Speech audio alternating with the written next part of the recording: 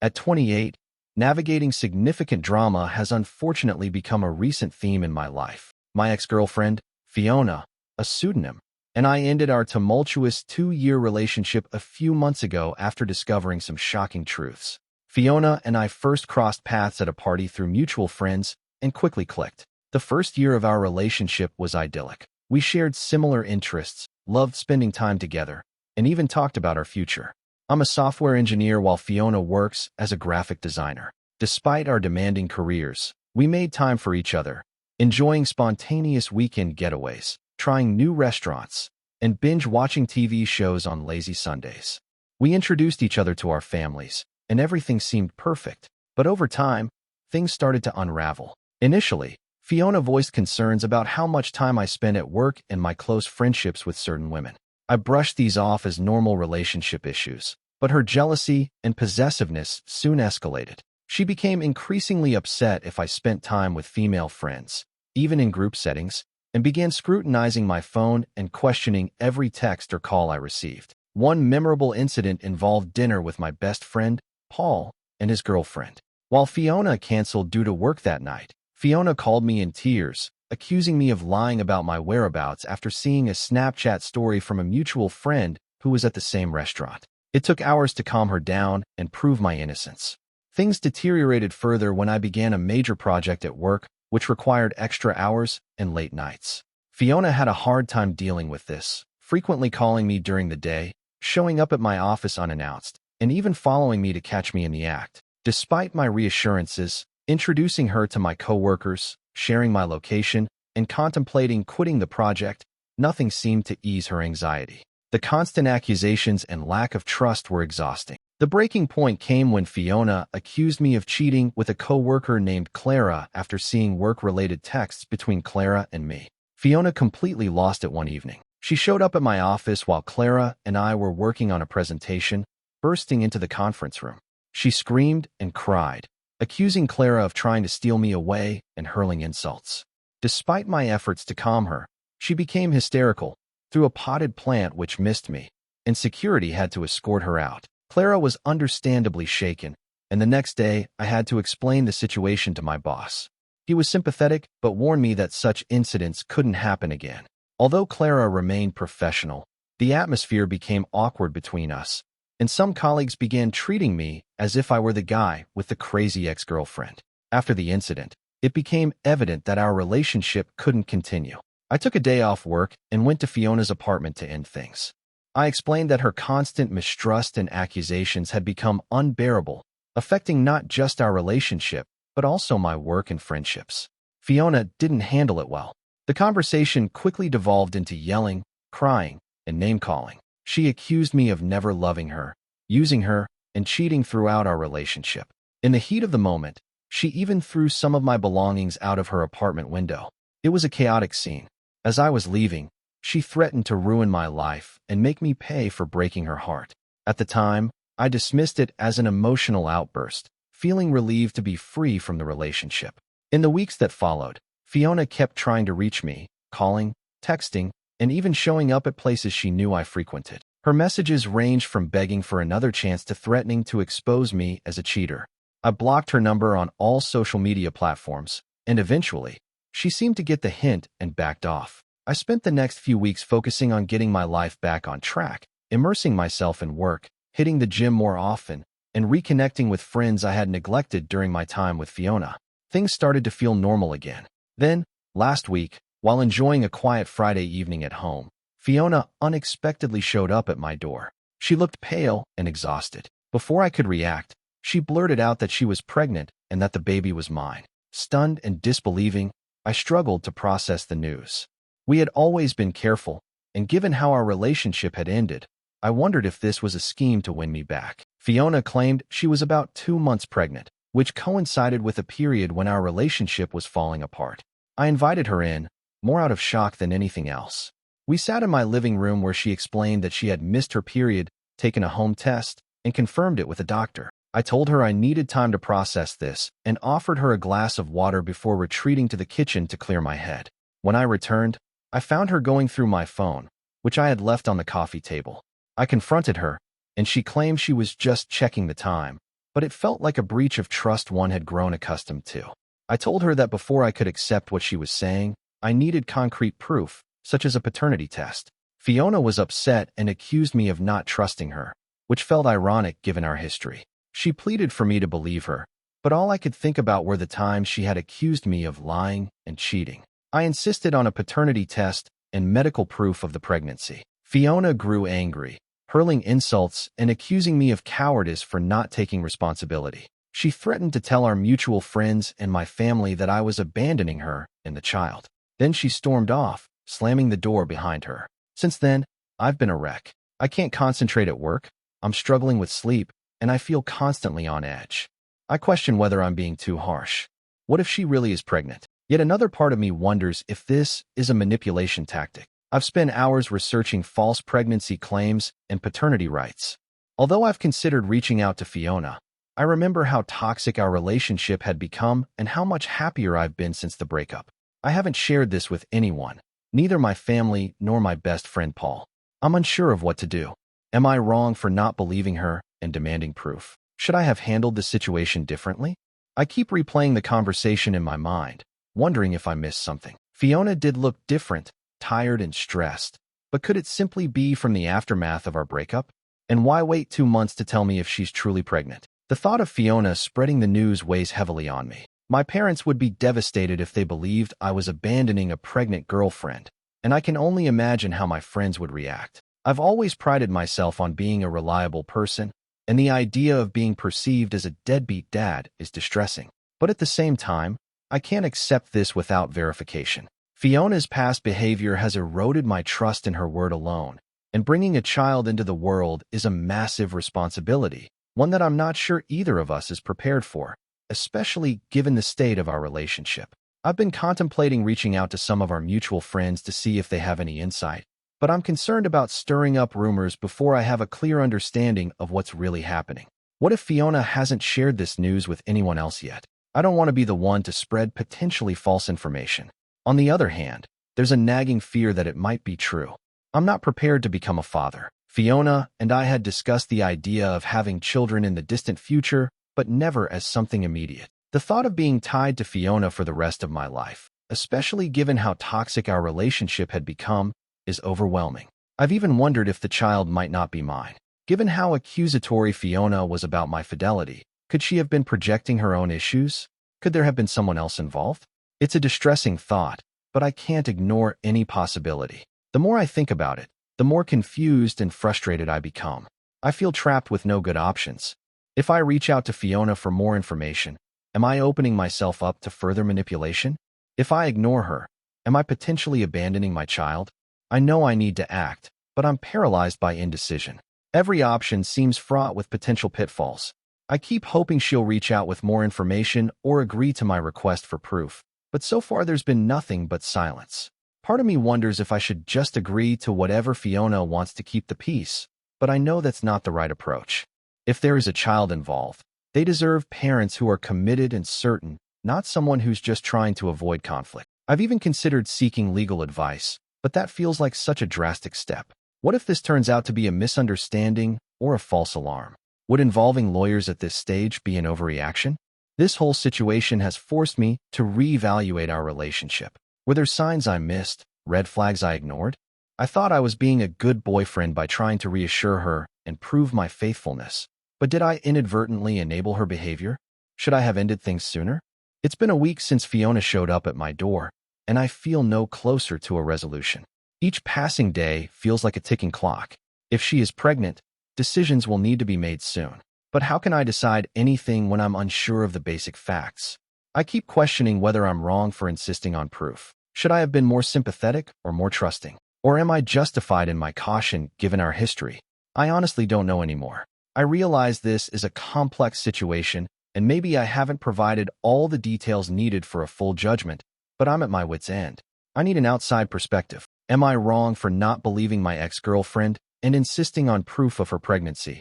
Or am I justified in my caution given our past? What would you do in my situation? About 3 weeks later, a lot happened regarding Fiona and her pregnancy claim. Many people suggested that I should stand firm and insist on proof, while others pointed out that I needed to prepare for the possibility that Fiona might actually be pregnant. A few days after our confrontation, Fiona reached out via text. She apologized for her earlier outburst and acknowledged that my doubts were understandable. She agreed to provide medical proof of her pregnancy and to undergo a paternity test once it was feasible. I was relieved to see her taking a more measured approach, though I remained cautious. We arranged to meet at a local coffee shop, a public place to avoid any potential drama and to maintain civility. When we met, Fiona seemed different from how she had appeared at my door. She was calmer and more composed. She handed me an envelope with ultrasound images and a doctor's report confirming her pregnancy. According to the documents, Fiona was about 10 weeks along, which matched the timeline she had previously given me. The ultrasound images were overwhelming. The reality of the situation hit me with a rush of emotions. We spent hours talking. Fiona explained that she had discovered the pregnancy just a week before visiting me and was unsure how to tell me, especially given our rocky breakup. She admitted that her approach, showing up unannounced and making demands, had been misguided and apologized for it. I listened carefully, trying to remain open-minded. I shared my perspective, explaining how her past behavior had made it difficult for me to trust her and how the sudden news had left me feeling unprepared. We discussed our options. Fiona expressed her desire to keep the baby, but understood if I wasn't ready to take on fatherhood. She said she wouldn't pressure me, but hoped I would be involved in the child's life. I told her I needed time to process everything, and we agreed to wait for a safe time to perform a non-invasive paternity test, ideally around the 12th week of pregnancy. After our meeting, I felt somewhat better, though still overwhelmed. I decided it was time to inform my family and close friends. I started with my parents, who were stunned. My mom was torn between excitement at the prospect of becoming a grandmother and concern over the circumstances. My dad was skeptical, reminding me of how tumultuous my relationship with Fiona had been. They both supported my decision to get a paternity test and advised me to proceed cautiously. Next, I told my best friend, Paul. He was surprised but supportive, offering to be there for me through the process, whatever my decision. He also suggested I might want to consult a lawyer to understand my rights and responsibilities. In the following weeks, Fiona and I kept in touch through text. She updated me on her doctor's visits and how she was feeling. Navigating this new dynamic with someone from my past was strange. Then, about a week ago, Fiona called me, panicked. She said she had started bleeding and was heading to the hospital. I rushed to meet her there. The next few hours were a blur of medical tests, anxious waiting, and intense conversations with doctors. Eventually, we learned that Fiona had suffered a miscarriage. The doctor explained that early miscarriages are common and not anyone's fault. I was stunned.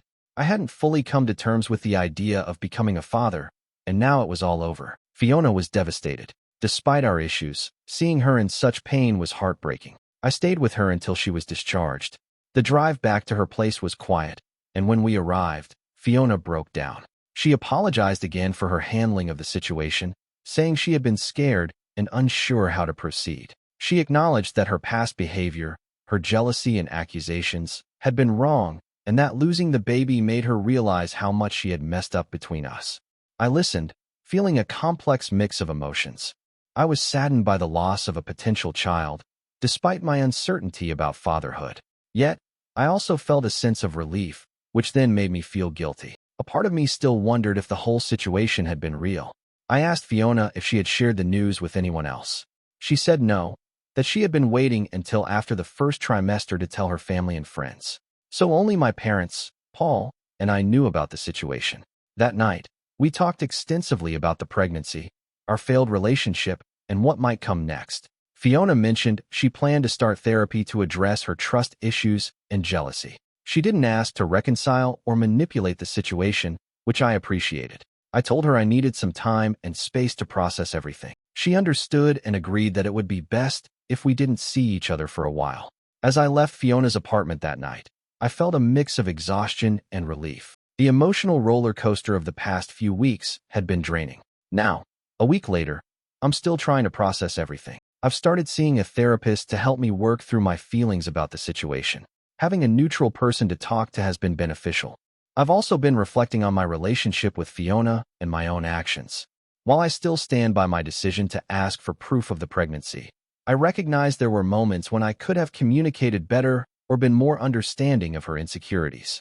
Fiona and I have exchanged a few texts since that night. She's been attending therapy and feels it's helping her understand her behavior more clearly. She's apologized again for how she treated me and for the way she initially handled the pregnancy news.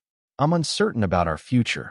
Romantically, it seems unlikely we'll get back together given everything that's transpired. However, I'm open to the possibility of building a friendship once we've both had time to heal and grow.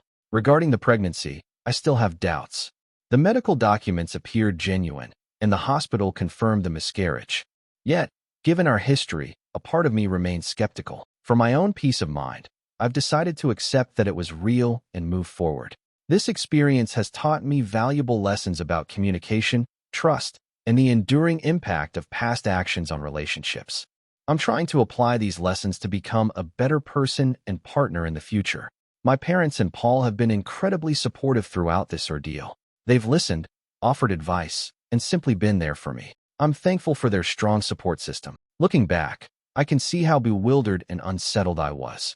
I still believe I was right to ask for proof, but I now understand why Fiona might have reacted the way she did. Fear and hormones can drive people to act out of character. In response to those who asked, no, I haven't shared the details with any of our mutual friends. Fiona and I agreed that it's a private matter and that spreading it would only stir up unnecessary drama and gossip. As for work, things have fortunately settled down.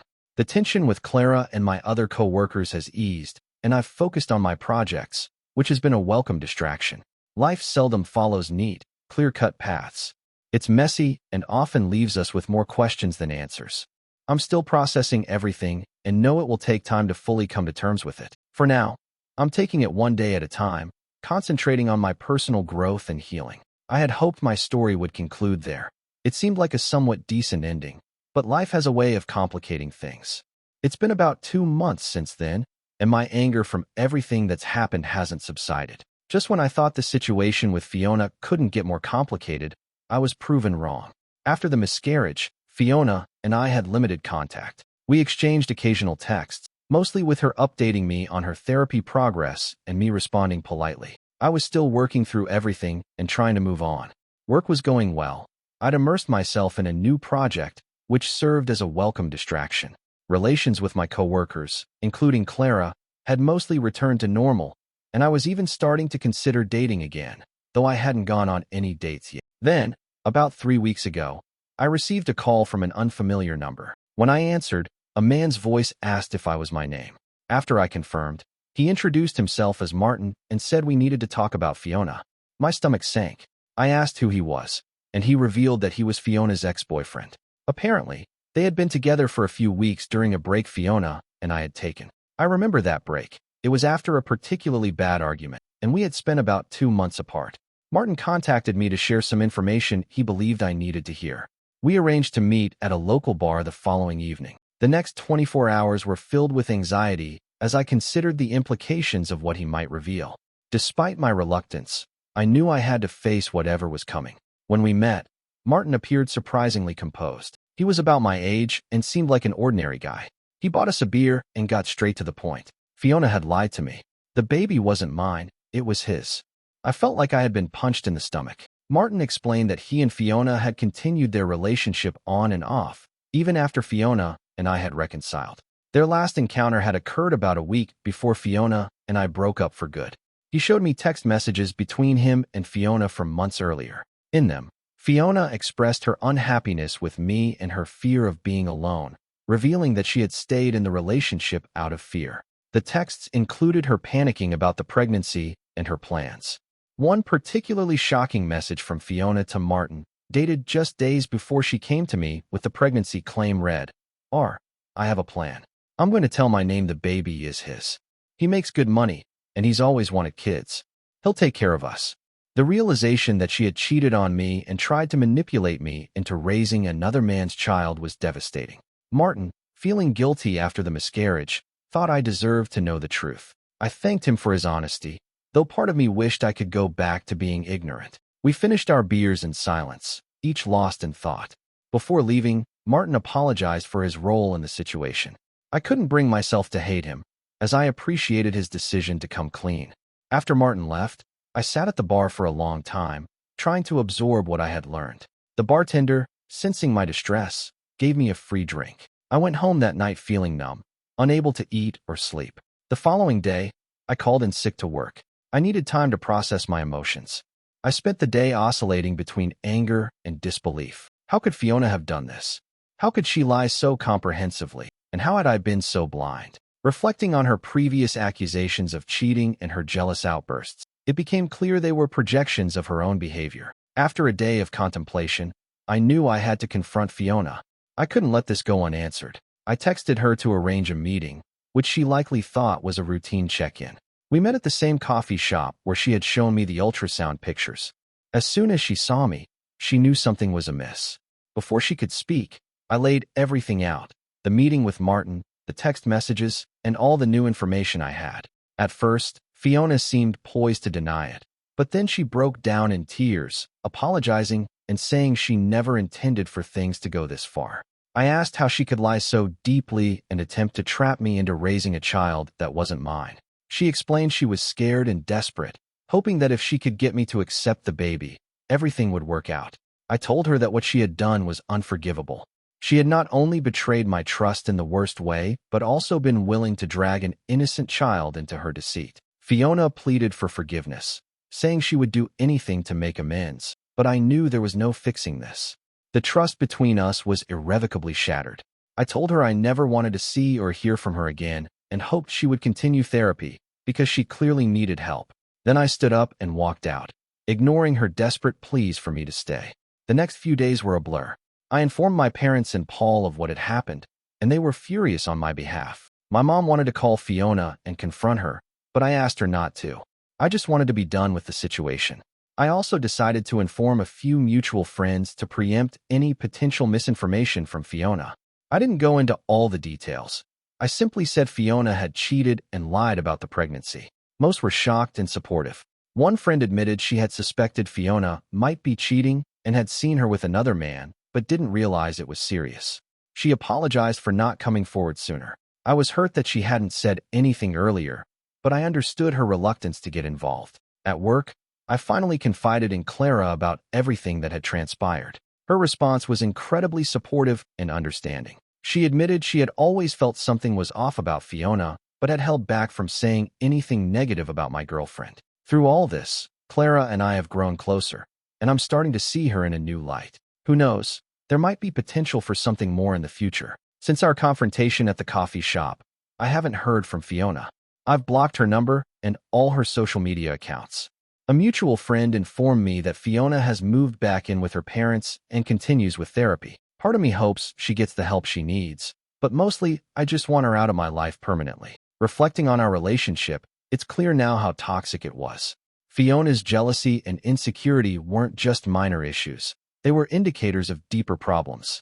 I now realize I should have ended things much sooner. I've been contemplating why I stayed with Fiona for so long and endured her behavior. I think part of it was fear of being alone. Another part was the misguided hope that I could fix her and earn her trust. And I'm ashamed to admit, a part of me enjoyed feeling needed, even if it was in an unhealthy way. Coming to terms with the loss of the future I had envisioned has been one of the hardest parts. Even though I had doubts about the pregnancy, a part of me had started to imagine what being a father might be like. Having that possibility snatched away, only to discover it was all a lie, has been painful. However, I also feel relieved that I learned the truth before it was too late, and that I'm no longer bound to Fiona for the rest of my life. In the past few weeks, I've focused on myself. I've resumed running, a hobby I had abandoned during my relationship with Fiona. I'm reading more, spending time with friends, and even considering a solo trip. Work has been a great distraction. I've immersed myself in a new project at work, and my boss has noticed. He's hinted at a potential promotion if I continue performing well.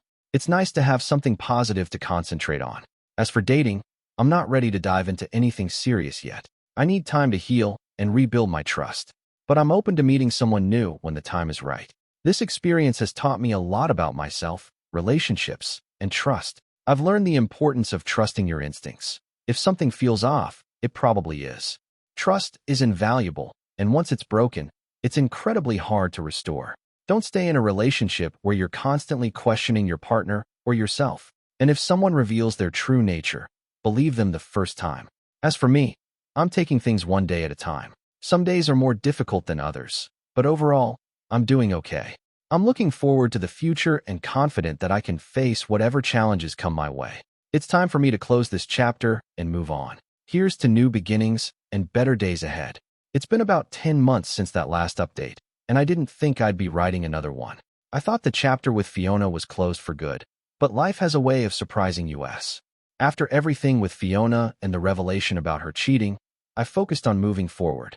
I threw myself into work, continued with therapy, and began rebuilding my social life. Things were going well. The promotion my boss hinted at came through, and I'm now leading my own team on a major project, which has been challenging but rewarding. Clara and I have been working closely, and I have to admit there's been some flirting between us. We haven't acted on it yet, partly because I'm wary of getting involved with a coworker after everything that happened with Fiona, but the attraction is definitely there. Then, about a month ago, everything changed again. While at the grocery store one evening, just picking up dinner supplies, I ran into Martin. Yes, the same Martin who had revealed the truth about the baby. We were both stunned by the coincidence. Martin asked if I wanted to grab a coffee and catch up. I hesitated at first, questioning whether I really wanted to revisit everything, but my curiosity got the better of me, and I agreed. Over coffee, Martin updated me on Fiona's situation. After our last encounter, she'd had a complete breakdown, quitting her job, moving back in with her parents, and diving into intensive therapy. Martin had been in touch with her parents, feeling a sense of responsibility for her current state. He told me that Fiona had recently discovered she was pregnant again, and this time it was definitely his child. Although they weren't rekindling their relationship, Martin intended to co-parent with her. I was filled with anger. Why should Fiona get to have a baby after deceiving me about the last one?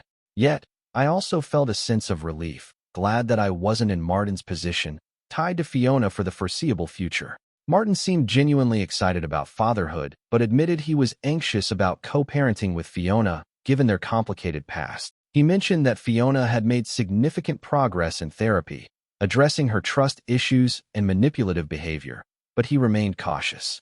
Before we parted ways, Martin hesitated and said, "There's something else you should know. Fiona's been asking about you and wants to apologize in person for everything she did." I told Martin I'd think it over, but made no promises. In the days following, I couldn't shake the thoughts of what Martin had shared. I discussed it with my therapist, trying to navigate my emotions. On one hand, I had no obligation to meet Fiona or hear her out. Her actions had been unforgivable, and I had every right to keep her out of my life. On the other hand, a small part of me wondered if hearing her apology might bring some closure. After much consideration, I decided to meet with Fiona. I figured facing it head-on was better than always wondering what if. I asked Martin to arrange the meeting, making it clear that this was a one-time occurrence. We met at a park on a Saturday. I chose a public park for our meeting, neutral ground, to avoid any potential drama. When Fiona arrived, I noticed how different she looked, smaller and less confident. She sat on the bench next to me, maintaining a respectful distance. For a moment, we were silent. Then she took a deep breath and began. "I know nothing I say can undo what I did," she started. "But I want you to know how deeply sorry I am for everything, for the cheating, the lies, and for trying to trap you with a baby that wasn't yours.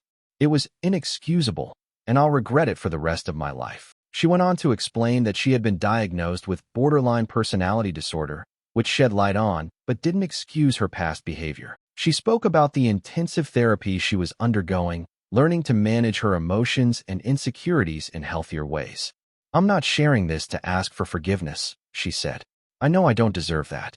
I just wanted you to know that I understand how much I hurt you, and I'm doing everything I can to ensure I never treat anyone that way again." After she finished, I took a moment to collect my thoughts. I told her that while I appreciated her apology, forgiveness wasn't something I could offer, at least not yet. The wounds were still too fresh, and the betrayal too profound. However, I did express hope that she would continue her therapy and work on becoming a better person, especially now that she was going to be a mother. Fiona nodded, thanking me for listening and agreeing to meet. As she got up to leave, she paused and said, "I truly am happy for you. Martin told me about your promotion and about Clara. I hope things work out for you. You deserve to be happy." With that, she walked away. I remained on that bench for a long time, reflecting on what had just happened. It wasn't the dramatic showdown I might have imagined, but rather a quiet closing of a chapter, a final end to that part of my life. In the weeks since our meeting, I've spent a lot of time thinking about Fiona, our relationship, and everything that transpired. I've come to realize that while I may never forgive her actions, I can release the anger I've been holding on to. It's not about excusing what she did, but about freeing myself from the negative emotions that have weighed me down. In my personal life, things are finally looking up. You might recall I mentioned some flirting with Clara. About a week after my meeting with Fiona, Clara and I decided to address the situation directly. We've chosen to explore a relationship with the understanding that we'll maintain professionalism at work and keep our boss informed to prevent any conflicts of interest. It's still early, but being with Clara feels refreshingly different from any past relationship. The trust and communication we have are levels beyond what I experienced with Fiona. We're taking it slow, aware of the potential challenges of dating a coworker, but so far things have been promising. My friends and family have been very supportive of this new development. Paul even joked that he'd seen Clara and me ending up together ever since the crazy ex-girlfriend incident at the office. My parents are just glad to see me happy again. Work is going smoothly as well. The project I'm leading is progressing well, and my team has come together effectively. It's gratifying to see the results of our hard work starting to show. Regarding Fiona and Martin, I've chosen to keep my distance. Martin occasionally updates me, which I appreciate, but I've made it clear that I don't want to be involved in their lives. I wish them well, particularly for the sake of their child, but that chapter is firmly closed for me. This experience has taught me invaluable lessons. I'm uncertain about the future. My relationship with Clara is still new, and its direction remains to be seen. My career is on an upward path, but I know there will be hurdles ahead. Life is inherently unpredictable. However, for the first time in a long while, I'm genuinely excited about what's to come. I feel like I've been given a fresh start, a chance to apply all the lessons I've learned and build a life that's truly fulfilling. It's time to close this chapter and focus on the future. Here's to new beginnings, hard-earned wisdom, and the endless possibilities that lie ahead.